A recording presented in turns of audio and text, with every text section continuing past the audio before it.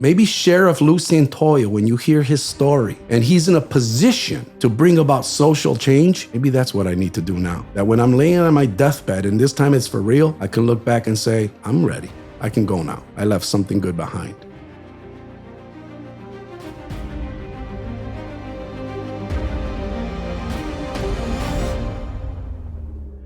Welcome everybody to the Warrior Podcast. Today, I have a special guest, Lou Santoyo, 25 years as a Cook County Sheriff Police. He is running for Kane County Sherriff. That's right. He is a man of faith and integrity. He has a great story. We're going to get into it right now with Lou Santoyo. Welcome, my friend. Thank you, Frank. It's nice to be here. Nice to meet you. Yeah, so Lou, what I like to do is I like to start with your beginnings. Okay. Where you came from, kind of family life. Yeah. Take us through a little bit of your journey. I come from Chicago. I was born in Mexico. My mother and father were already living in Chicago. They're immigrants from Mexico. And for some reason, my mom wanted to have us in Mexico. There's 6 of us. So the first 3 were born over there. So she literally traveled to Mexico, birthed us, and then came back with us. So basically, I came here when I was 7 months old, probably. Let me ask you a quick question. Yeah. Where are you in the birth order, and give me the breakdown of brothers and sisters? I'm number 3. There's 6 of us. It's my oldest brother, Carlos, my sister, Yolanda, then it's me, then it's my brother, Albert, and then the 2 youngest, Jesse and Alex. So it's 3 and 3? 3 boys, 3 girls? Did I count that right? There's 5 boys and 1 girl. 5 boys. Oh, boy. Yes. Okay. Awesome. Yeah. Your mom could cook for large parties, no doubt. There was no doubt about it. She cooked every day. We didn't eat at McDonald's, or if McDonald's was a rare, pizza was a rare treat, Yeah. and we took it in when we got it. But it was like home cooked every day. And if you didn't eat what mom made, you're just gonna go to bed hungry. That's right. There's 2 meals every day. Absolutely. Eat it or nothing, right? Yeah, right. So yeah, I grew up in Pilsen, 18th Street, Chicago. That's where I spent my entire childhood, adolescence, and early adult life. I moved out when I was 24. So yeah, we grew up on 18th Street. At the time, it was predominantly Mexican and Polish. My father worked 2 jobs, if not more. My mom was a stay-home mom. She took care of us. My mom took so much pride in taking care of us. She ironed our underwear. I mean, she ironed everything. Wow. That woman, the house, I just remember, it smelled like pine sol every day. She was a clean woman, and you know, and there's something to be said about being poor. We were poor. We slept on the floor. We shared blankets and pillows, and you know, there's something to be said about being poor and not knowing that you're poor. And that's how we grew up. She had this quiet pride about her of how she took care of us. And it all came back. It all went back to her roots, the way she was raised, the culture, the Mexican culture, and again, that was our childhood, back in the 70s in Chicago. I don't want to get political, but you know, in this country, it's all about the grind. Yeah. If you work hard, Yes. you'll succeed. Yes. You guys didn't have any privilege. You worked hard. That was it. We had no choice. So. That's all we had. And it's amazing, the mentality, though.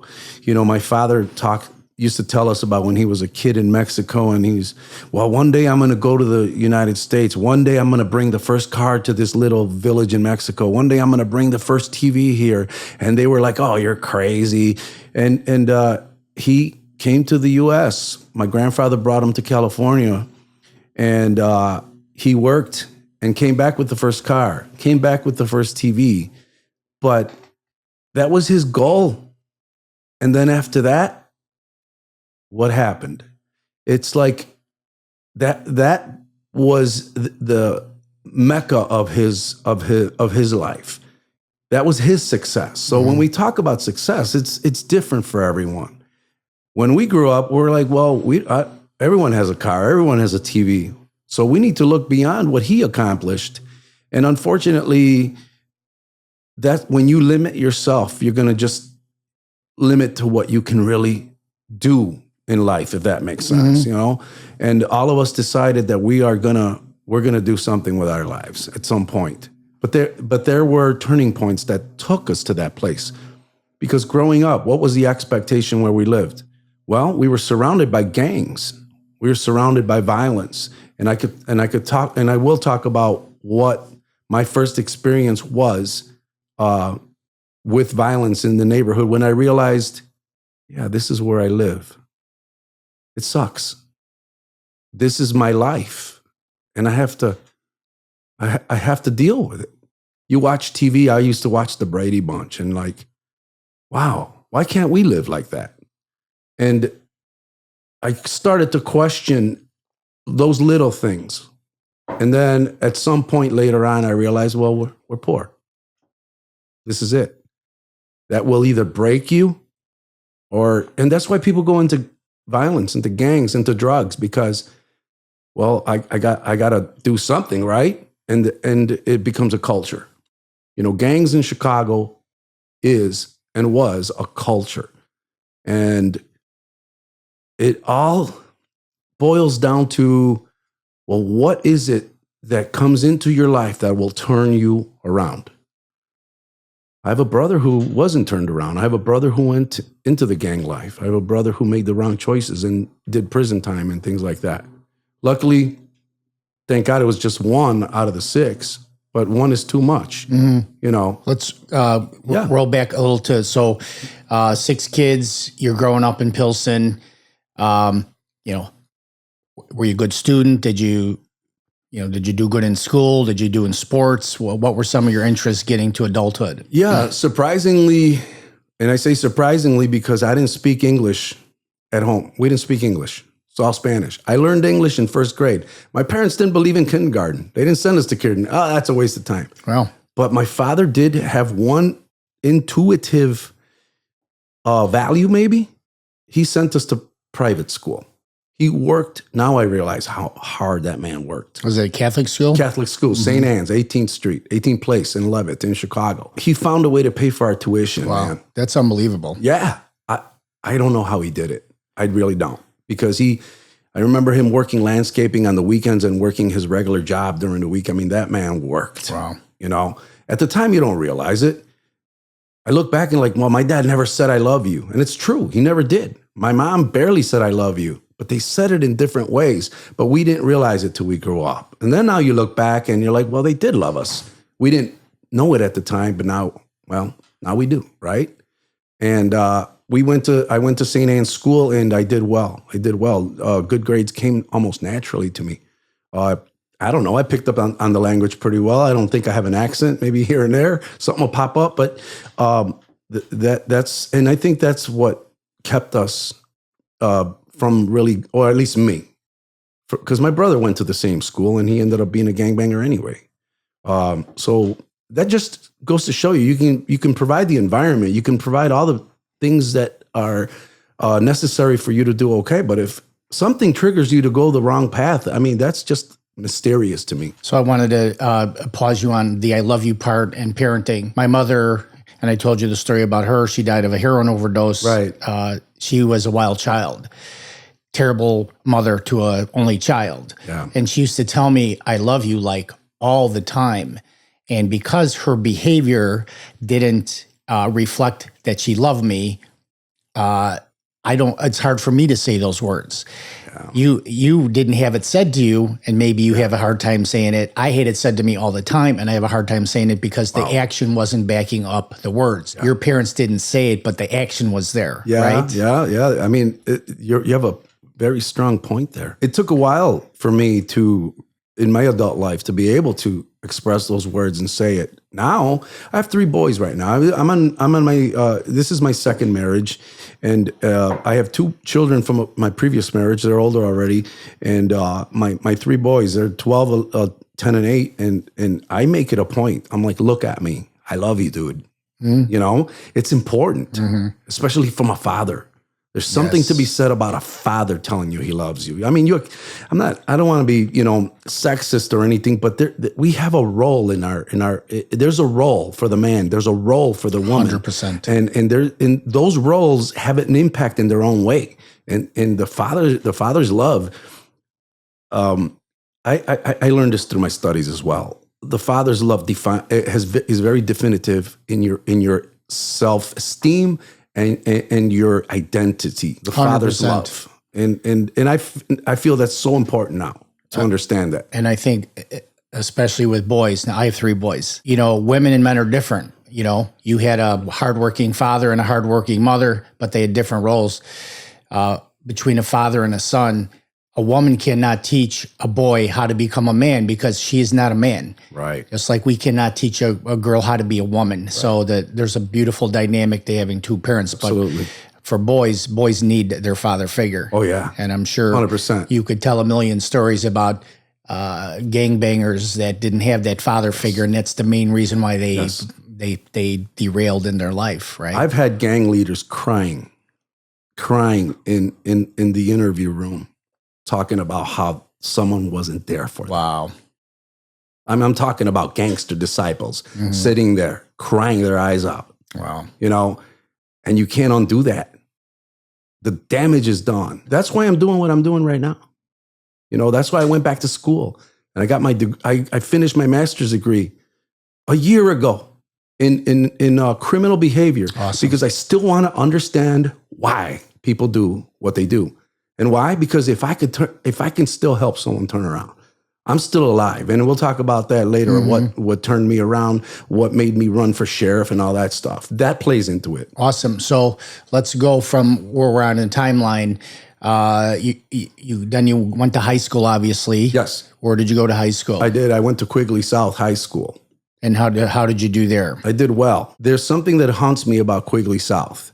Look, Frank, I'm going to tell you something. I'm a very emotional person. So if I talk about something, I get choked up, pardon me. And I'll probably get choked up with you. So I was on a bad path when I was in 15 years old or whatever. I was on the verge of being swallowed up by the streets too. I had my struggles. I wasn't a hardcore gangbanger, but I hung out with them. And I was being attracted. You know what they do? They make you feel valued. They give you an identity. You know, when they give you a nickname, that's identity. That's like, I'm somebody. Yeah, you're accepted into the group. I'm accepted. I had an uncle, and we'll talk about faith later, but I had an uncle around that time. Well, he's still around, but at that time, he started talking to me about God and about Christ and about, and I'm like, well, I'm a Catholic. And I'm not talking about religion specifically. I'm talking about my experience with him. And he said, when you die, God's not going to ask you what religion you were. He's going to look at if you believed in his son, Jesus, right? And I was like, this makes no sense to me. Anyway, I had an encounter, if you will, with God when I was 16 that changed me and turned me around. And that was the pivotal point for me to walk away from the streets and realize there's a better life. Okay. That's all I'll say about that. So I was in high school. I was at Quigley South. It was a Catholic seminary. And again, my father was busting his ass paying for my tuition. So I was doing my best, and I loved that school. I loved the camaraderie. I loved the energy. I loved the sports. But we were still poor though. You know, I quit the baseball team because my father couldn't afford to buy my cleats and and a baseball glove, you know. So there were sacrifices that were made that broke my heart. But the biggest one was when I converted to another faith, if you will. Well, I got kicked out because I no longer was aligned with the Catholic faith. And kicked you out of school? Yeah. I could have done things better. And again, that's a whole other story of how the other church that I started attending influenced me and started saying, oh, you got to go in there and you got to tell them the truth that the Catholic Church is a lie, blah, blah, blah. And I was on fire, but at the same time, I was a kid.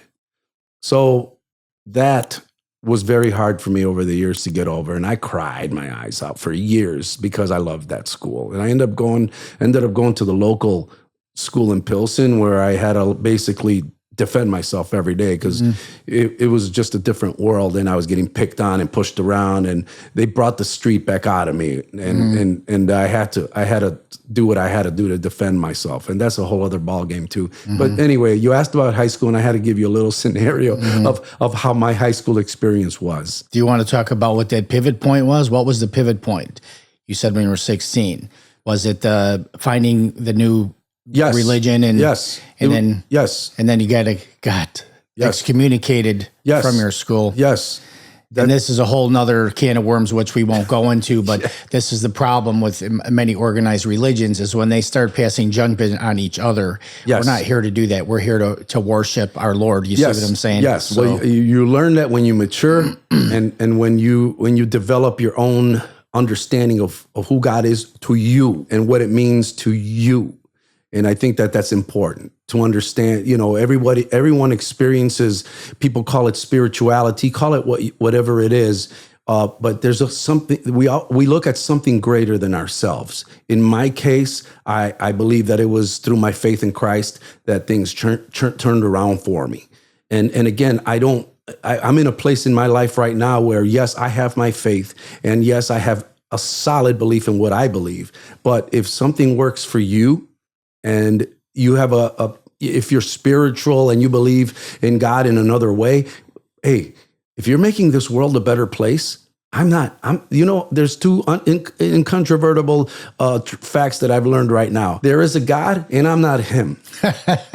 So simple rules to live by, right? Absolutely. So if you don't believe the way I do, I'm not him. I don't get to judge you. I don't get to say what's going to happen to you when you die. You know what? I know who he is to me, and that's what matters. So, I'm running for a public office, and that has to be very clear that I'm going to care for you no matter who you are, no matter what walk of life. And even if I don't agree with your lifestyle personally, I'm not going to criticize you. Period. Awesome. So, all right, let's keep going. So now you're getting through high school. Yeah. And now what? I'm developing in the church. Around 18 years old, 19, I'm a preacher. What does that mean? I'm a preacher. Well, I started attending this little Pentecostal church, but it was part of a worldwide organization, believe it or not. It was the Hispanic side of it. So, this kid is on fire, right? And I'm reading the Bible, and I'm watching other preachers on TV, and I had mentors who were teaching me about fiery gospel preaching, and I wanted to be that. So I became that, and eventually I started getting invited to other churches to preach to their young kids. So I would take a Bible message and I would deliver it with the fire and brimstone that I learned to do, in time, I was like traveling to New York and to Pennsylvania and Puerto Rico, and I was like all over the place preaching, this kid preacher. Well, I was preaching a lot, but I really maybe didn't understand a lot of what I was preaching. I was just repeating a lot of stuff that I read and heard, and I sounded good, but my heart was in the right place. I loved it. It was great. So Lou, you did tell me earlier you had a defining moment when you were a little boy. Tell me about this. Yeah. So it was the summer of 1978. I was about 8 years old. My brother Albert and I were playing catch in front of St. Anne's School, our elementary, we call it grammar school in Chicago. Still do hear me too. Playing catch, and all of a sudden we hear some loud pops, and I look over, and this man is falling to the ground right there in the middle of 18th place. I just remember his cowboy hat falling off his head, and I'm like, what the heck is this? So my brother and I just walk over there. Obviously, we're curious, so we walk up to this guy, and he's laying there. He'd been shot. And I just remember his eyes were wide open, and all of a sudden they locked into mine. And I couldn't look away. I was like paralyzed. And I remember my brother Albert, he was probably 6, 7 years old. He's standing next to me looking at him, and Lou, I think he's trying to tell us something. And he was trying to say something, and I was like, what do I do? And I just stared at him all the way to the moment when he died. Right there in front of us, he died. And the reason I say that was a life-defining moment was because there I realized how powerless I was. I realized how poor I was. I realized no one cared. I felt invisible, not because of him, but because I had nothing to offer the guy. I was the last person he saw when he died. And I remember Albert's like, come on, Lou, let's play. It didn't seem to affect him the way it affected me. We continued playing catch, but I would keep looking over. And I was like, no one's going to come. No one running out of a house screaming. That's my loved one. No ambulance, no sirens, no nothing. The guy just laid there. After a while, we're like, well, let's go home. And as I'm walking away, I'm looking over and he's still there, man. Went home. My mom was in the kitchen chopping up some food or something. I remember vividly her doing something in the kitchen, and we didn't say anything to her. And that's kind of like around the time when I accepted, like, this is our life, man. This is who we are. I'm just a poor Mexican kid with no power, and that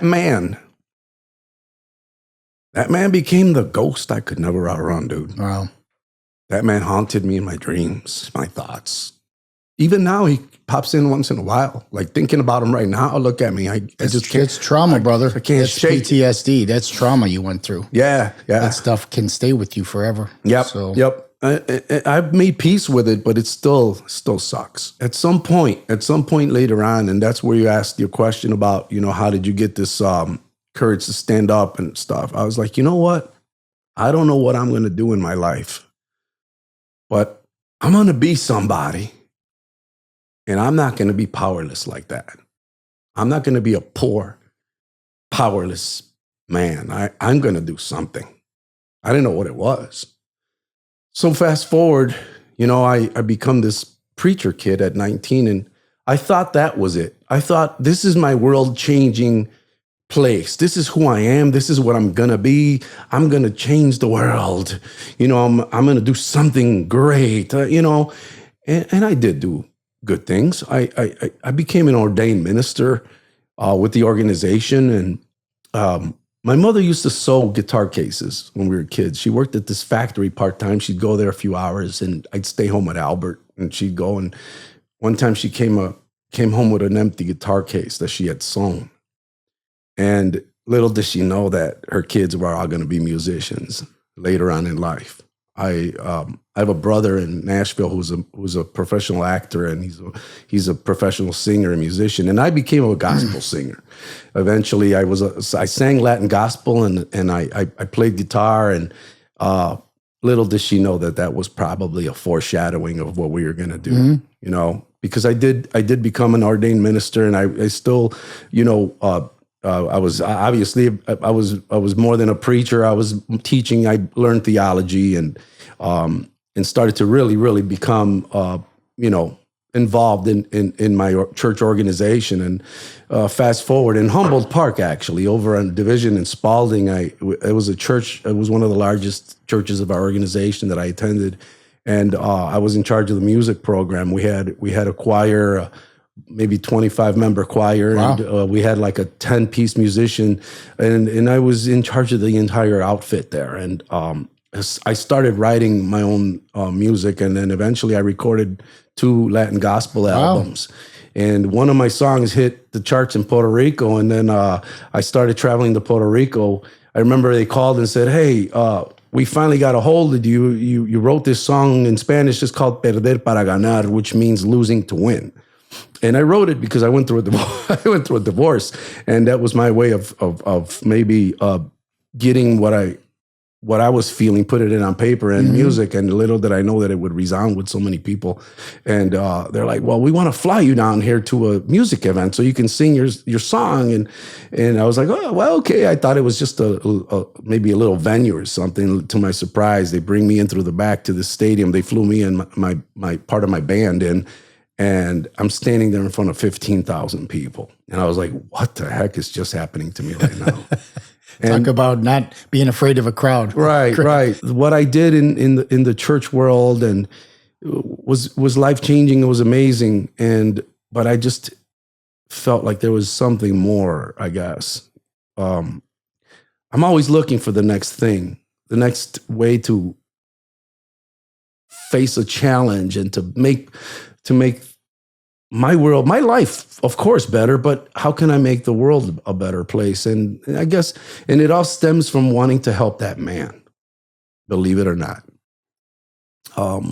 I guess maybe I'll get ahead of myself, but when I became a police detective, and in November of 1999, they assigned my first homicide. Kid got shot, 7 shots to the head in the woods over in the north suburbs of Cook County. And I remember wet behind the ears. I knew nothing about anything. And I'm riding in the car with Detective Ron Russell. He was a seasoned detective who worked the John Gacy murders. And What was his name? Ron Russell. Okay. And I remember he was a hard ass. He was seasoned. I was a punk to him. And I remember the silence in the car driving there. And I'm like, I need to know what to do. I've never worked a case like this in my life. So I said, hey, Ron. He's like, what? I said, look, man, I know I'm just a kid. I don't know anything. And to you, I'm probably just a punk. But I don't know what to do. I said, if you just show me, I'll do anything you say. Just teach me, man. He looks at me and says, you're not going to ask me any questions. You're going to do what I say. I said, I promise. All right. To this day, he's retired. He's in his 80s, and we're still good friends. But I remember getting to the scene. The kid had been dumped in the woods, and I remember we go over, and he's laying face down. And Ron turns him over just a little bit. Just enough to get a look at him. And I remember as he turns him, the kid's eyes are wide open. And I saw that man. And Ron's like, are you okay? He goes, are you going to be all right? I'm like, yeah, I just something came to my mind right now. I didn't tell him what it was. And he's like, well, shake it off. I was like, okay, I'm ready. And then he started to tell me, you see the body? Yeah. It didn't happen here. And right there, he started walking me through everything. That was my first experience. But after that, I started working violent crimes throughout my career. And we'll get to that. I understand. Maybe I'm going ahead of myself. But it seems like every case I worked, every shooting that we worked, that man would come back, but it wasn't the traumatic manner or the traumatic way. It's like I was bringing justice to somebody who was a victim, but I was also reaching back, and maybe in my own mind, I was helping that guy, if that makes any sense. Did you ever think that God placed that man when you were a little boy in your path? Like he placed that whole situation there to change the course of your life? Oh, absolutely. Because that influenced everything, right? Yeah, how many times has that man visited you? Oh, I couldn't even tell you. That might have been a guardian angel thing. I mean, I'm just saying. It could be, Frank. I don't know. I just know that man was the catalyst that set everything in motion. That man. And then just a sidebar with this first homicide where the male body shot 7 times in the head. What kind of human being does that when you're dead already? And then they continue to pump shots in your head. That really bothers me about the loss of humanity that we have in our society. Yeah, absolutely. It was an execution. The kid was 16 years old. It went cold because we believe it was done by his own people. His own crew. Yes. And I had to tell the mother because they didn't speak English. And I was the only Spanish-speaking detective. And that's one of the reasons why they brought me up so early in my career to the detectives, because of my language skills. Part of the reason. And not to mention, I was very aggressive on the street. You know, I knew how to talk to these gangbangers. When I grew up around them, you know? So when I was a patrol officer up in the north suburbs of Cook County, it's like I knew. It just came naturally to talk to them. And they know. They know when you speak their language. They know. So I had good success getting guns and drugs off the street and stuff. And that's one of the reasons why now, like, cooperation is the biggest weapon against crime. That's our biggest weapon against crime. And even bad guys can cooperate if you know how to talk to them. I've learned that through experience. So growing up on 18th Street now isn't such a bad thing. Mm. It gave us an intuitive way of looking at the world. They call it street smart, call it whatever you want, but I'm thankful for those days now, even though we were poor. You had mentioned to me before we started about, you said street language. Tell me what that is. In relationships, my wife always brings up her love language, acts of service, quality time. And it's true though, because that's a way to reach somebody. And I've concluded that in relationships, men are from Mars, women are from Venus, and the 7 love languages and stuff. Street people have language too. And it's important to understand what that language is in order to communicate with them. You can diffuse a lot of situations if you know what to say and how to say it, And I think that's something that I learned in my experience in Cook County as a police detective. It's knowing people. People have a worldview. And going a little astray from the language part, people have a worldview. Cultures have a worldview. And we have a lot of problems because of that, because we have a worldview as police officers, as American police officers. But when you're dealing with people from other countries who see the law as something different than we do, for example, in certain parts of the world, a man disciplining his wife is done physically. I've gone to calls where people from other parts of the world, here it's domestic violence, here it's domestic battery, and it's arrestable. When we come in and tell them, look, you can't beat up on your wife. I'm not beating her up. I'm disciplining her. What? Well, this is America. And, are we really communicating? Yeah, it's America. Yes, we have our laws. But if we understand their worldview a little bit better and how they see the world and how they view law enforcement and how their culture deals with things, I'm not saying we're going to condone it. I'm not saying we're going to tell them it's right. But when you come from a position of understanding, you're going to get more, again, what's that word? Cooperation, which is our biggest weapon against crime, if that makes sense. Yeah, that's awesome. So language, worldview, it's all tied in. I have a cousin who's a retired CPD. He's in his late 70s, and he saw gruesome stuff just like you. Yeah. And, he said the same thing. He goes, I never had to strong arm anybody. I never had to shoot anybody because I knew how to talk to people. And this Absolutely. is exactly what you're saying. Yes, sir. I love what you said. That's the strongest weapon against the whole bad dealings is communication, right? So cooperation. Cooperation. Yeah. Exactly. Awesome. That's awesome. So take me through a little bit more of the relevant stuff in your police career.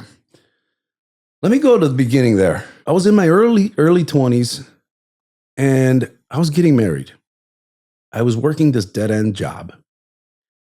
I never grew up remotely thinking about being a cop. Look, man, I didn't like police too much because back in the day on 18th Street, the Chicago cops weren't the nicest guys. And I get it. They couldn't be. I mean, they were dealing with gang violence every day. And now I can understand. Mm-hmm. They're jerks. Well, if you see what they have to deal with every day, it's kind of hard. They're human. It's another subject for another time.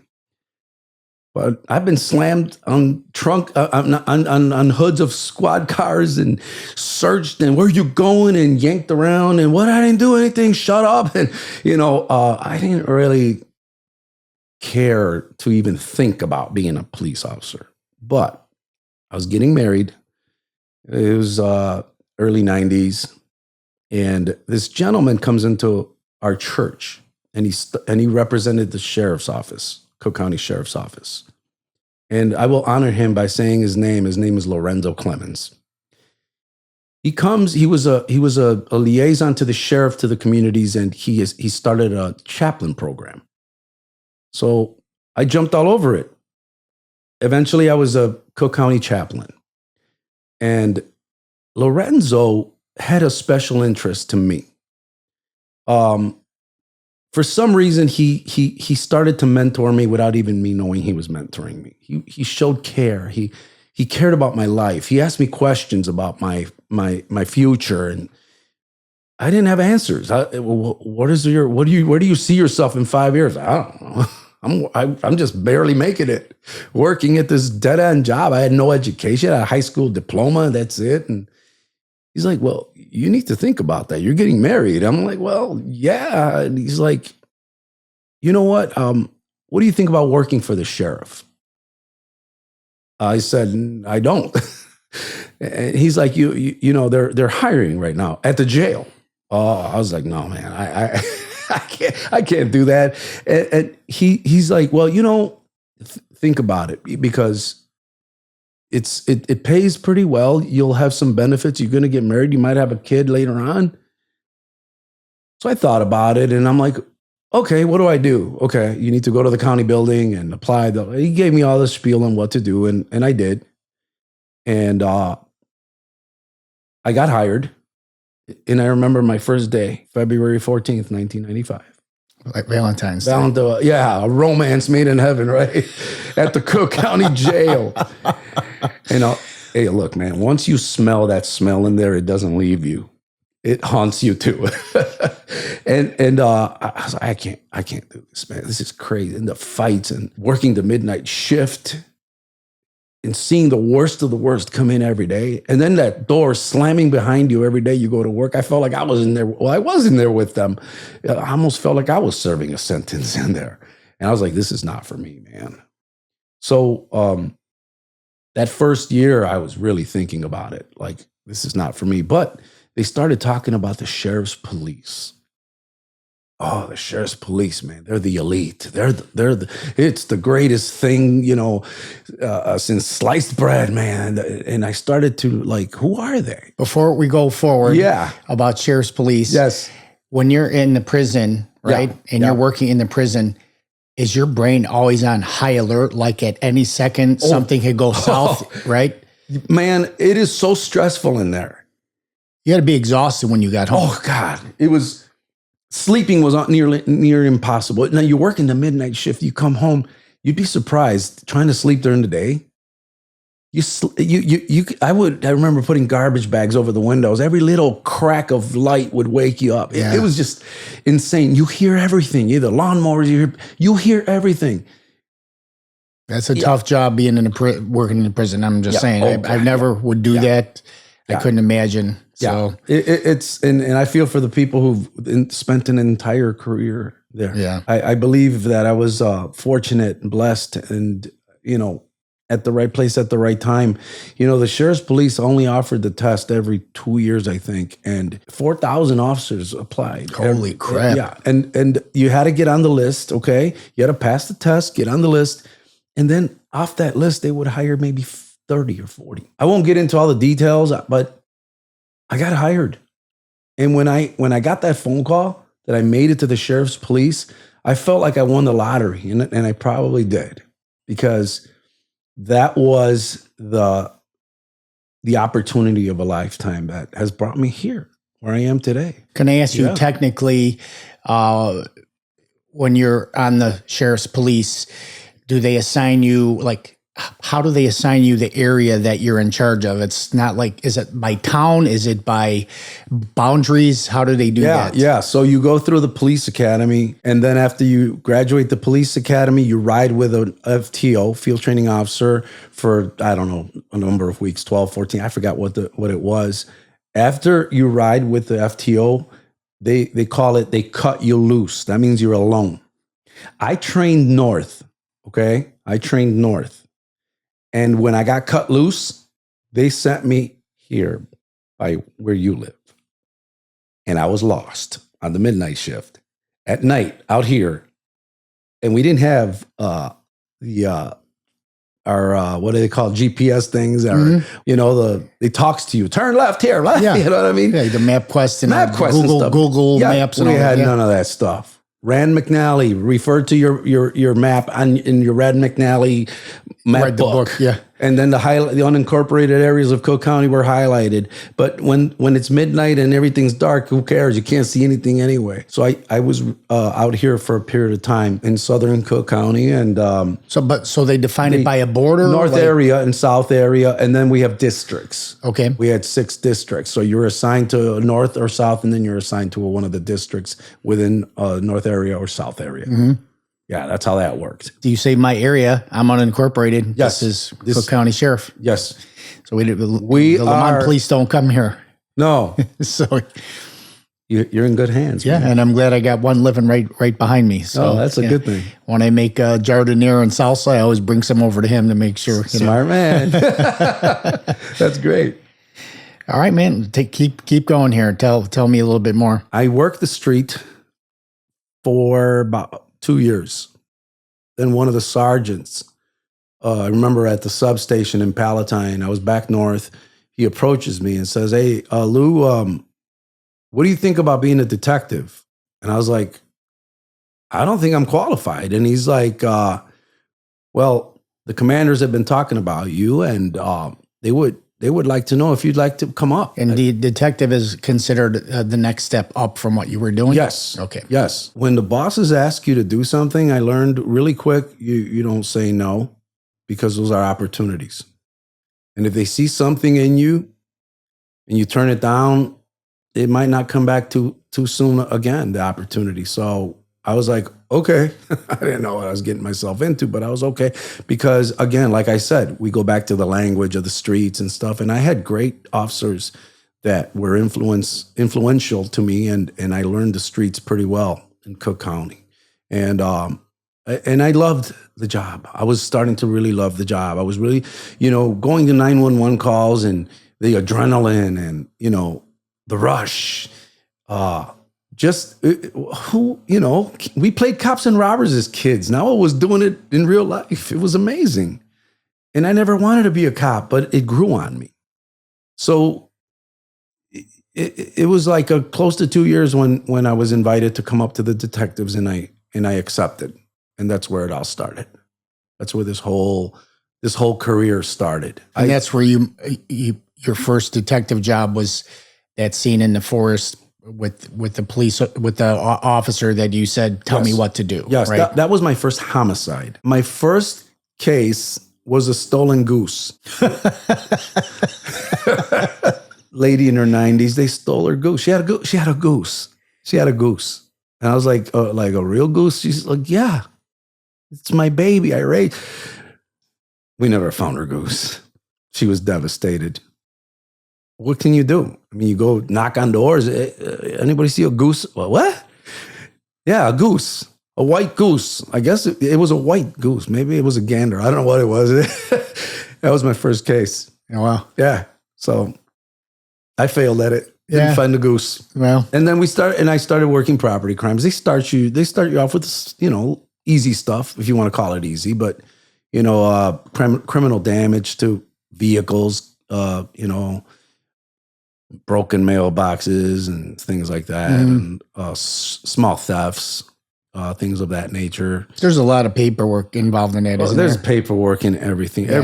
Everything you do is, even the smallest case, you have to write a good report on it, I always felt for law enforcement, for the report part of it, like you got to be as detailed about all the minutia as possible. Well, right? when you get to the serious crimes, now you're talking about time frames, and every single step you make, you document it, because the mindset is, picture yourself in court testifying to what you did here. That kind of puts a fire up your butt to do the right thing, and don't be lazy, because it'll come back to haunt you later on. Eventually, I started working more serious crimes, batteries and things of that nature. Being bilingual, and not just speaking Spanish, but writing it, at Quigley South, my parents made me take this extra class that I hated, Spanish for native speakers. And now I couldn't be more grateful, because that gave me some good tools to write the language, So by default, I started getting more cases than many others because of the language, We have a huge Spanish-speaking population in Cook County. Now, when you're a detective, you're county-wide. I don't know if you knew this, but Cook County is the second largest county in the country with about 5 million residents. And unincorporated Cook County is still huge. So you could be in Fort Heights one day and the next day you're over by Wilmette somewhere. Did you know that Cook County has a bigger economy than many of the entire states in the United States? I happened to find that out. I spent 4.5 years on the bodyguard detail for the Cook County Board president, and we attended all the meetings. We were at all the board meetings, and that's where I found out that yes, I forgot how many states, but that budget is huge. It's an animal. Cook County is just a dinosaur. It's a huge animal, So eventually started working my way up, learning. In 2000, I won't even try to remember. It was in the early 2000s. I was sent to the Chicago Police Detective Academy. And that was amazing training. That gave me some powerful tools to become a better detective. I'm a cartoonist. I grew up doodling and drawing. I had this thing that I could draw people's faces as a young kid. And I remember the nuns going crazy because I was drawing them, and they'd call my father, and he's doodling and he's drawing everybody. And my dad would be, why are you? I don't know, Dad. It makes me think. I could think when I'm drawing. I got to doodle. And if I'm not doodling with paper, I'm doodling with my fingers. You know what I mean? Yeah. So that stayed with me for forever. So as a detective, I used to draw cartoons of my colleagues. Just of their folly. It's such a stressful job, and you see so much bad things that kind of lightened the mood. For example, an officer went to a call at the trailer parks and forgot to put his car in park, and he's chasing his car, right? Well, I would go a little further and I draw a cartoon of the car like in someone's living room, and I draw the officer like, oh, and I would put captions. This is what really happened, something like, and they loved it. It was just on and on. They were always like, what's the next cartoon? And I don't have too much free time, so I'd be doing them at home, bringing them back here. So one day, one of the sergeants says, hey, Lou, why don't you do something with that? And I'm like, what? And with the drawing, you ever thought of maybe being a sketch artist? And I'm like, no, but that's a great idea. So I start researching. And I remember there was a lady who would draw sketches for us when we needed sketches. And she charged like $800 for each sketch. It's like the police departments, they're cheap. They don't pay, that's not a good thing. So I find this lady out of the Houston Police Department. Her name is Lois Gibson. She's in the Guinness Book of World Records as the most successful sketch artist in the world. I'm like, well, that's the person I need to talk to, right? I track her down. I'm a detective. I can find people, right? I find her. I get in touch with her. And she says, hey, Lou, I'm going to be teaching a course at Northwestern University, the Traffic Institute. Maybe your department can sponsor you to come and take this course. It's a 40-hour block. You'll be a state certified sketch artist. Okay, we're speaking raw here, okay? Frank, the department didn't want to pay for my class because it was different. It's out of the ordinary. They're like, oh, sketch artist, we don't need that. So long story short, they denied me 3 times. So I'm like, okay, I'm going to pay for it out of my own pocket. It's like $600 or something. And that was a chunk. I mean, I'm not downplaying 600. It's expensive. I had to tighten the belt and, get that money together. I took a week vacation and I attended. It was amazing. So I take this course. Lois, for some reason, like Lorenzo, took a liking to me and wanted to mentor me. To this day, we are very close. She mentored me throughout my entire career as a sketch artist. But I took her course. And I remember the day I got my state certificate, I'm driving down Western Avenue and I stop in at the Chicago Police Department over on Belmont and Western. I forgot what area it was at the time. And I go up to the detectives and I ask for the sergeant. So they bring the sergeant out. He's like, hey, could I help you? I said, yeah, my name's Lou Santoyo. I'm a police officer over at the Cook County Sheriff's Police, and I'm a sketch artist. Well, I have not drawn one real sketch yet. And I took a little business card and I put my number on there. I said, if you ever need a sketch artist, give me a call. All right, kid, thanks. And he puts it in the drawer in his desk. I'm like, yeah, he's not going to call me, right? So I leave. I don't know. A few weeks later, I get a call. Hey, is this a sketch dude? Yeah. This is Sergeant so-and-so from Chicago Police. You dropped off your card the other day. I'm like, yeah. Well, we had a homicide. School teacher's been murdered. The last person to see her alive was a bartender over at a bar on the north side of the city. You think you could whip one up for us? Sure. I show up and I interview the bartender, and she describes this guy. And she's like, he looked like Red Fox from Sanford. Red Fox, yep. Yeah. And sure as heck, he did. I draw the sketch, give it to them, and I walk out of there like my fingers crossed. I hope I know what I'm doing here. About a week later, the sergeant calls, hey, we caught the guy. I'm like, really? Yeah, we put a bulletin out and someone recognized him. From their sketch. From my sketch. I was like, holy cow, it works. His name was Ali Rockman. They put him away for murder. Well, I have to just sidebar you on this because we're both spiritual. Yes. And we're talking about sketch artists. Yes. So I read this story. A woman was brutally beaten and murdered.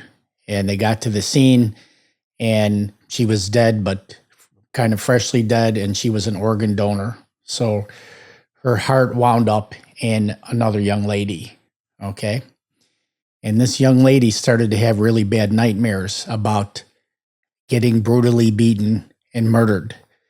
And she went to psychiatrists and psychologists, and her dreams were so vivid and detailed. And it was always the same person. So the police got involved, and the sketch artist got involved. Describe what this person in your dream looked like. They worked up a sketch. The police found the guy. He was wanted for other things. So they arrested him and they got him to confess. And his details of him, brutalizing this young lady and murdering her were identical to this girl's dream, who had the heart of the girl who got murdered. So that heart carried that whatever. So there is a heart, soul, mind connection. Absolutely. And when I read that, I was like, holy crap. Yep. So yep. We are spiritual beings. That makes sure. it makes sense. It does. That's pretty amazing. It's pretty amazing. How good did that make you feel that you actually, even if that's the last sketch you worked up, all of that work you put in was worth that one thing, absolutely. right? Absolutely. So, not only was it a sense of accomplishment, a sense that you did something good, that you brought closure to someone's family. All these feelings were just, flowing, raging through me. And all it did was just, light that fire even more, Yet my department still didn't believe in it too much. So at some point after that class, Lois said, Lou, you know that you're a law enforcement officer. You can, now that you have the state certification, you can go to the FBI Academy and take their course, their 2-month course over there in Quantico, Virginia. And I went to the department again, and they already had known about the sketch that the guy who got caught for murder. So they warmed up to the idea, and I was like, well, the FBI's paying for it. You guys don't have to pay a dime. And they're like, okay. So they gave me the green light to go, which I'm grateful for, because they didn't have to. And if they didn't give me the green light, I wouldn't have been able to attend, because you need the sponsorship from the police department to go there. So I'm grateful that they at least opened up to that. And I understand their apprehensiveness. Police departments are not big on change and doing new things. You know what I mean? And we'll talk about that later in my run now for sheriff. But they gave me the green light. I fly out to Quantico, Virginia, and I remember everything as if it happened yesterday. I'm in this class being trained by the best in the world. They taught us, it was called forensic facial imaging. They taught us perfecting the sketch art process. And they also taught us facial reconstruction, which is taking a skull and reconstructing it with skin. We did it with clay. Wow. There's two ways to do it. You can do it 3-dimensional with the clay, physical, a real skull, or you can do it 2D on paper. It's a lot easier to do it on paper. The clay takes forever, and it's a diminishing skill. If you don't do it all the time, you got to go back and reference your notes and things like that. But what an amazing experience. We were taught by the best. I mean, we had the guy who did the sketches for the Martin Luther King Jr. Assassination. There was a sketch done. I don't even know if it was put out publicly or whatever, but there was a sketch done, and this man that was there giving us a lecture was it. I'm like, I'm in the presence of history here, man. This is the real deal. So while I'm there, one thing they told us, you can't leave once you come in here. You cannot leave the premises. If you leave, you can't come back. We're like, yeah, cool. So we were there. We obviously, I had a little taste of what the FBI goes through, and as far as their training, worked out in their gym. It was just the mecca of law enforcement. That was like a dream, right? So while I'm there, I'm sitting in class. No, I'm in the room, and I get a phone call. It's the Chicago police, North Area, Belmont, and Western. Hey, Detective Santoyo. Yeah, what's going on? We need a sketch. Well, what happened? A federal magistrate's mother and husband were just murdered in her house. Federal Judge Joan Lefkoe. And they said, we only have one witness who saw this man standing across the street. We got nothing to go on right now. I was like, man, I'm in Quantico, Virginia. I can't go. They're like, well, this is an emergency. And I said, well, I'm sorry, officer. I can't. If I leave, actually, I can't leave. I have no means to leave. You know, they flew me here. So anyway, he was very disappointed. The next morning, I'm in class. I get a call. The chief from the sheriff's police calls me. Hey, Lou, you need to come back. I'm like, Chief. He goes, they need that sketch, man, and they want you. I was honored and humbled at the same time, but I'm like, Chief, I can't. If I leave, I can't come back. This is the opportunity of a lifetime in my career. He's like, Lou, I'm ordering you to come back. Wow. They said, okay, Chief. Well, how am I going to get back? We have already bought a ticket. The Chicago police bought a ticket for you, and it's waiting for you at Reagan Airport. I think it was Reagan Airport or something like that. Well, how am I going to get there? We've arranged for a car to pick you up. Okay. I'm like, man, I felt my world crumbling. As I'm grabbing my stuff, I'm walking out to go get my stuff at the room. One of the directors at the FBI stops me in the hallway and says, hey, hey, Lou, go do that sketch. He says, this is a federal case. The FBI is investigating it. And I might get choked up. But he's like, just go and make us proud. Wow. And he said, and when you're done, you can come back. It's awesome. Dude, I still feel that emotion that I felt that day. That's awesome. You know, I felt like I was changing the world. That's like being part of the team. He was telling you you're already part of the team. Yeah, man. I can't describe the feeling. He's like, don't even go to your room. Just go walk out. There's a car waiting for you. And I walked outside and there was a Prince William County. I still have their patches at home. They give me their patches. Awesome. There's a Prince William County squad car and the guy's like, you ready? I'm like, yeah. And he just goes lights and sirens to the airport and they walked me in. They walked me into the airport. You're not going to believe this, Frank. You're not going to believe this. They fly me to Chicago. When we land at O'Hare, they stop the plane before it hits the gate. Awesome. 2 Chicago cops come into the airplane. And the captain says, will passenger Lou Santoyo please come to the front, right? Everybody's like, so I get up and I'm walking and I hear this lady, some lady's voice saying, I think he's getting arrested. and I'm walking and they walk me out of the plane, down some stairs, onto a golf cart and drove me out through some weird gate in the back. And there's a Chicago police detective waiting for me. And he's like, all right, where do we need to go? I said, I got to go home and get my stuff. And we went lights and sirens to my house. I walk in and my wife's like, what are you doing? And I'm like, I don't even want to talk about it. I'll tell you later. And I grabbed my stuff and I went, and I did the sketch. A man by the name of Bart Ross. He had a lawsuit of a medical malpractice lawsuit, and he took it up to federal courts because his chin, he had some type of deformity, and I guess he had a beef with the doctors. He believed that they did him wrong, so he was in front of the judge, and she ruled against him. So he had a vendetta now.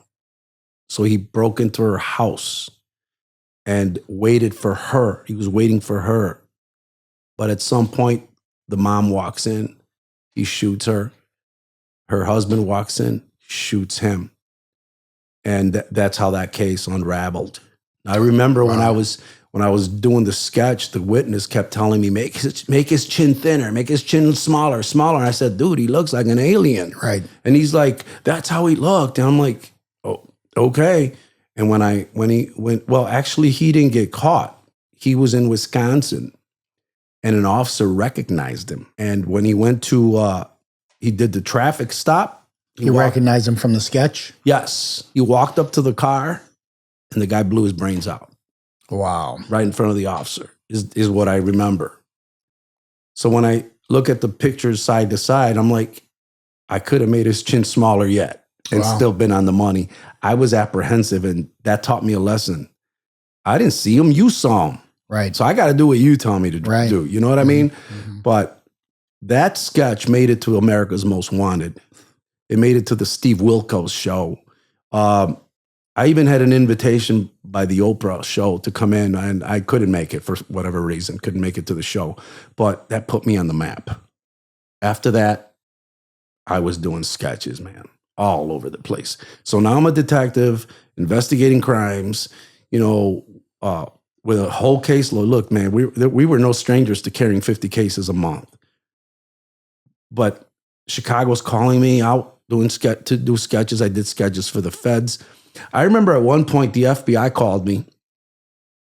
I'm in my car. I'm in the police car. I'm working. I get a call from this is Agent so-and-so from the FBI. I'm like, what's this all about? And he goes, you still living at this address? Yeah. You still obviously still working for the sheriff's police, blah, blah, blah. I'm like, yeah. I'm like, what's this about? He's like, we're updating our database on our sketch artists that were trained by us. We want to know if you're still willing and able to help us out if we ever need you. I'm like, absolutely. I'm like, man, you had my heart beating out of my chest, dude. And it was an honor to get a call like that. Frank, that's that adventure in my career. That's awesome. So part of it. So the sketch art, that was the main part of your your law enforcement career, right? It was Or a big part it was of a it. big part. It was Yeah. a big part. I was a hostage negotiator. I was trained as a hostage negotiator, and I was trained. I had Secret Service training, not by the Secret Service. It's the same Secret Service training for dignitary protection because I spent a few years at the county board president's bodyguard detail, and I had one bona fide incident of hostage negotiation not far from here. Man took his ex-girlfriend and her daughter hostage in a bathroom in a house because she broke up with him. And we got the call, and myself and my boss flew lights and sirens down to Orland Park, unincorporated Orland Park, I believe it was, the area there. And I talked to the man through the door of the bathroom as the sniper is right across the bed, ready to take him out. Mm. That was all night. Now, it wasn't just me. I started the negotiation, had a big part of it. Then others that came, it was a team effort, and the man came out after an all-night standoff. It's like, there's a reason why I don't watch cop shows, because I'm like, yeah, I've seen it. I've done it. It's an honor to have lived that life that people only dream of. They make movies about this stuff. So, I want to say a couple things to you. When you were telling me now you transition into hostage negotiation, I'm thinking of that kid, that early years as a cop, talking about street language. yes. Right? Yes. So this is another language. Oh, absolutely. Right? So that's Absolutely. awesome. There's a psychological art to it. When you have someone who's on their last leg and about to lose their mind, what do you say to them? And that training was just amazing. When you take that training and you incorporate it into your own life experiences, you kind of tailor it. The training is only a tool. But when you take it and you tailor it to you, it becomes something even more valuable. I have a 12-year-old, a 10-year-old, and an 8-year-old, and they think they can lie to me. I always say this about cops because you see the worst in humanity and people are trying to outslick you, right? They're going to create a story. You're like, man, I could write a better lie than that. You know what I'm saying? It's like awesome. So this is very good. We could talk about your career for a long time. Sure. But so I'm going to say, as just an untrained observer of what you've just gone through, you've had a very diverse career in law enforcement. You weren't just like on patrol and pulling people over for speeding. You were a detective. You were a sketch artist. You were a hostage negotiator and a lot of other stuff. Yeah. This to me means if I'm looking at you as somebody who I'm considering to vote for, what is your experience? You have a crap ton of experience. So that's a credit to you. And I know if you ever saw Pulp Fiction, did you ever see Pulp Fiction? So, yes, I have. You're Mr. Wolf. You ring the doorbell, the door opens. My name's Winston Wolf. I solve problems. That's you. I'll take it. Okay, so let's transition now into what your vision is. Why are you running for Kane County Sheriff? Yes. Take me through what's driving you to do this now. When I was a detective, and this especially hit me when I was working crimes against children. Spent 5 years in child exploitation. Worked with the FBI's Innocent Images Task Force. That had to be brutal. That was the worst. That's the worst part of my career. The stuff that I saw there, I can't shake anymore. You talk about trauma. The man on the street is nothing compared to what I've seen with children. Mm-hmm. Okay. What broke my heart was getting there when it was too late. When a child's victimized or when a kid becomes a criminal. When you get there, it's too late. You can't unring that bell. Mm-hmm. And I made up my mind, like, you know what? I'm not going to be here forever. I'm on the other side. I'm on the reactive side right now. Police work is mostly reactive. Well, I want to do something that's more proactive. So I went back to school, and it took me 7 years to get my undergrad. One class at a time. Why? I'm working. I have a family. You know what I mean? I did it online. I wanted to teach. Fast forward, I retired, started teaching. And now Now I'm teaching kids that want to be police officers. I'm teaching criminal justice to high school students, right? And I'm sharing these stories with them and, hoping that I'm making an impact. I noticed I noticed a direct correlation personally. I've seen this correlation with kids who have learning disabilities and have IEPs, how they have a propensity for criminal things and attracted to gangs and things like that. I noticed that. I've talked to those kids. I've had rapport with them. That is one of the reasons why I want to run for sheriff. One of them, because that correlation needs to be addressed.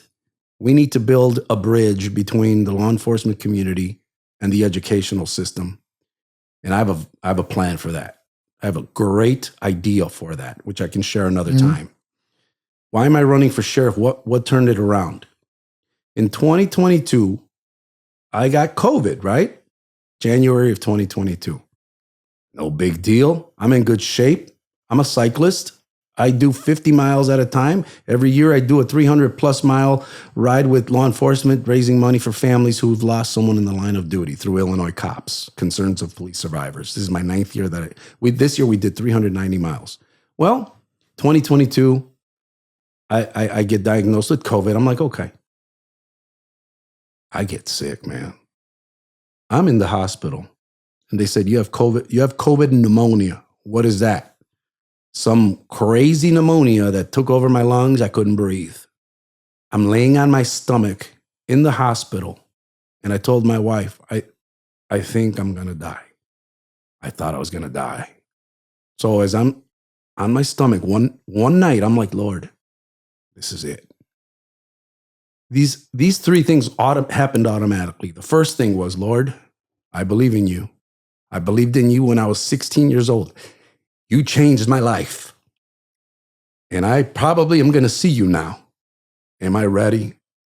Is there something I need to make right with you? Forgive me for anything I've done that I don't remember. I started doing this prayer thing like I'm ready to go. Second thing, have I hurt anybody? Is there anyone that I need to make things right with? Should I call somebody? Well, I can't call anyone. I couldn't breathe. So I started texting a few people. Hey, if there's something that I need to make right with you, I just want to say I'm sorry, things like that.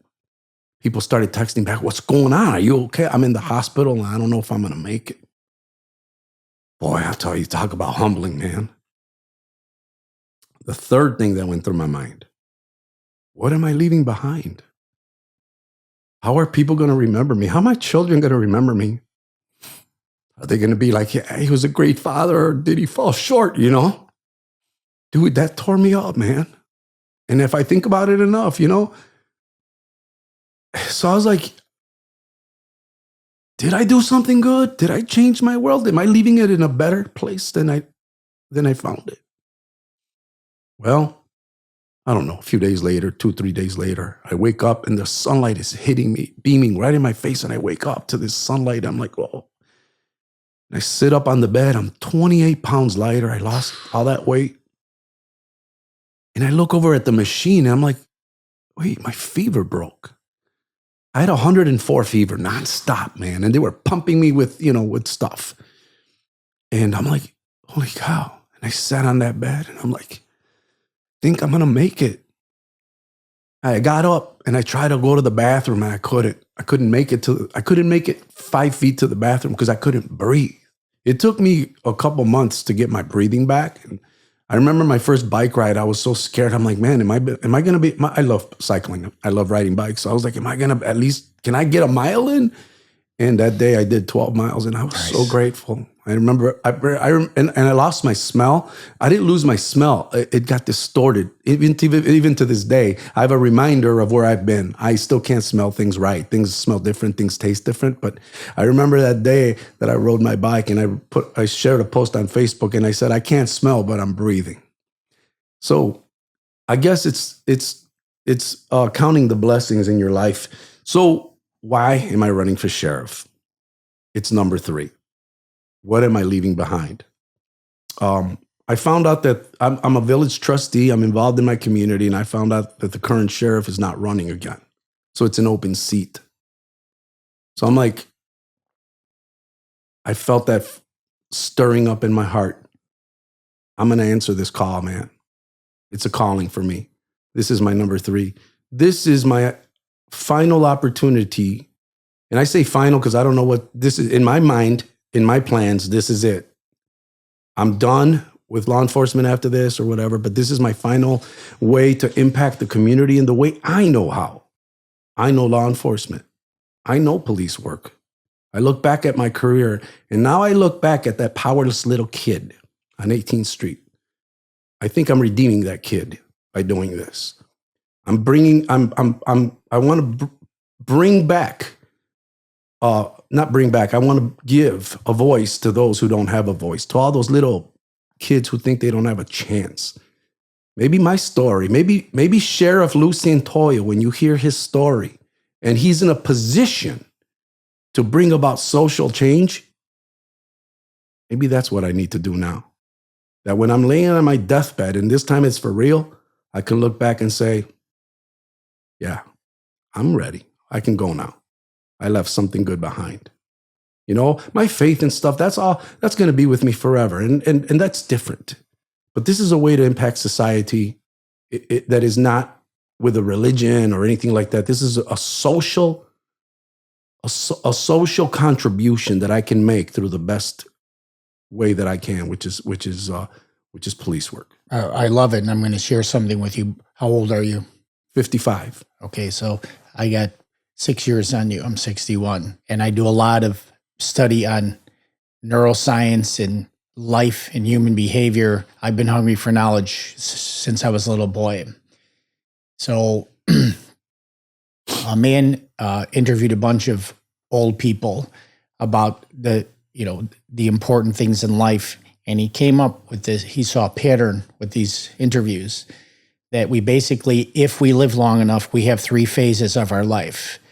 Our first phase of life is about, learning and achieving, and it's the go-getter phase of our life, right? And if we make it long enough, we live long enough to get to phase 2. Phase 2 is we start to think of giving back, right?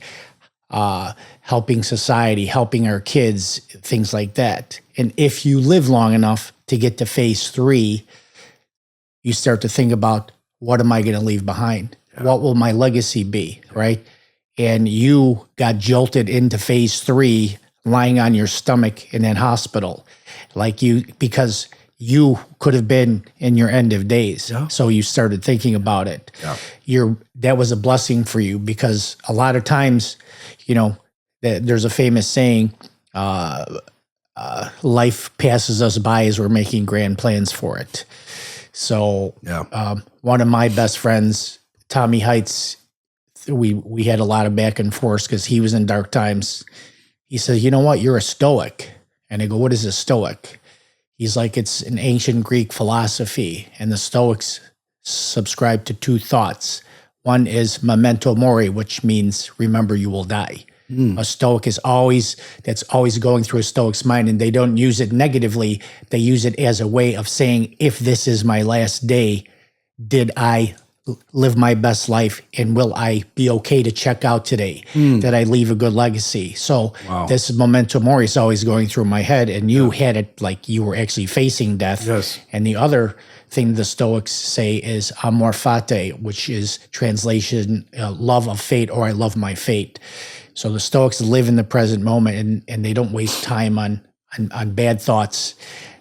They are building their legacy. So I've been doing this for so long, and I told you the story about my wife, but way before her, I have a picture above me with 3 guys sitting there. The one guy, he's passed away now. Was my best friend Mike. I scattered his ashes on top of a mountain. I see that. And he got diagnosed with brain cancer about 15 years ago. And he called me on a Sunday afternoon when I was sitting in my family room crying, saying, I'm going to die of cancer. And right then, that was my punch in the mouth, because I always said life is short. I told people life is short, but I was not living my life in such a way. So I shifted gears, and I almost leapfrogged over that second phase. And I went from phase 1 to phase 3. What am I going to leave behind? Yeah. And I've been really working hard. And I actually have gotten to the point where I'm okay to check out now. Have I gotten everything done that I want to do? Absolutely not, and never will. But I've sealed up enough of what I want my legacy to be, and this podcast is part of that legacy. Yeah. So I'm good now. So, but it takes work to keep that, right? You can get bumped off course. Easily. So I love what you said. That is wisdom, my friend. That is wisdom. Well, you have put it in a way that I never even imagined or thought of. It makes so much more sense now, Frank. I think what we're looking for is peace, making peace with everything. And then whatever's left, you just make the best of it. And I think that's, I can say that I'm in a similar place. Absolutely. There's so much to talk about, but you gave me an outline of the things that are important to you. Sure. And there's a lot of categories, and I'm going to read a few of these for the people watching. You're very strong in faith, and I believe we are in a great awakening right now because the world, there's so much corruption and darkness in the world. And I wrote about that in my book that, I believe people are turning back to faith in Jesus. Yes. And many of the people that I've had on the podcast are running for office, and they are driven by Jesus. Mm-hmm. And I think this is our fight back. Sure. And I love that. You're all about community engagement. You talk a lot about mental health and law enforcement, which is a huge deal. I told you this on the phone. You in law enforcement, especially you spend a whole career, you see the worst of humanity. Yes. You're like a combat soldier that works year after year seeing the worst in people and takes a toll on you. Yeah. You actually carry dark storms. You'll carry dark storms for the rest of your life. Yeah. And even before you were a police officer, the little boy story is unbelievable. Yep. And people don't quite realize how difficult your job is. Yes. So when I see police officers on the street, I do this with veterans too, but with police officers, if I can't approach them without them, grabbing their gun, I'm like, hey, I just want to let you know, you guys have a shit job. That's how I say it. And I go, I appreciate what you do in serving our community. And I tell them that I'm a conceal and carry. And if I ever saw an officer in distress, I'm fighting with you at the risk of my own life. Yes. Frank, and it's something to be said because when we think of stress in the police departments, we think of them seeing dead bodies. You don't see dead bodies every day. I mean, that's just a fact. You don't see physical trauma every day. Back in the 20s, 30s, 1920s, 30s, when there were no TVs, how did people entertain themselves? They had radios. And there were stories, the Lone Ranger on the radio and stuff. And it was up to your imagination to assimilate that story or to understand it. But you created your own movie in your mind, right? Mm. When you're a police officer and you're sitting in your car and you're driving around, you have a radio on you and you're hearing negative things. Nothing good comes out of that radio. Wow, I never thought about this. You're hearing, it's like, I'm sure you and I have been around negative people and you're like, I've had enough. I can't be around this person. I can only handle them in small doses, negative people, right? Because they get in your head and then you go home and you're like, why am I in a bad mood, right? Mm-hmm. Well, imagine sitting like in Cook County. Maybe you're in the north area and it's nice and quiet, but you're hearing the south area radio traffic or somewhere, another district, and you're hearing some officer going to a hot call, something dangerous or anything, suicidal subject, domestic in progress, auto accident, all these things. And we're pulling them out of the car, send a tow, do this, do that. And you're hearing all that. Wow. When you go home, how was your day, honey? I don't know. Well, did you have any calls? No. Well, why are you so stressed? I don't know. You're not even thinking about everything you've been hearing. Wow. I never looked at it that way. It's crazy. This job, and I get it. People who don't understand it will have their opinion, and that officer was such a jerk, and he stopped me. He was so mean. He talked down to me. You didn't just realize that he did CPR on a 6-month-old kid before he got this call. You don't get to go home after a call like that. I had to go to a hospital one time. This mother was walking with a baby, 2 babies. One of them was learning to ride his bike. The other one's in a stroller over an unincorporated Elk Grove. To go into the trailer homes there was a big ramp. So the little boy, long story short, he lost control of his bike. It was a big truck route. His bike slipped, went down the ramp, and he got hit by a truck and killed. I had to go to the hospital because mom wouldn't release the baby. We had to take the baby to the medical examiner. She had it for 4 hours. She was in denial that her child is dead, Hispanic lady, and I had to go and pry that baby out of her arms. This bloodied up child. I went in my car and I sat there and I'm like, what the hell did I just see? Could I go home? I could have, but should I? No. I just sucked it up. And you know when I'm processing it? No. Now that I'm out of the department, now not only that, but processing a bunch of other stuff that I've seen. It's just a little example of many. So when you judge a police officer, I get it. It's out of ignorance, man. Because, again, that radio. Wow. Yeah. That's something. And that's probably why law enforcement officers have a high rate of divorce, right?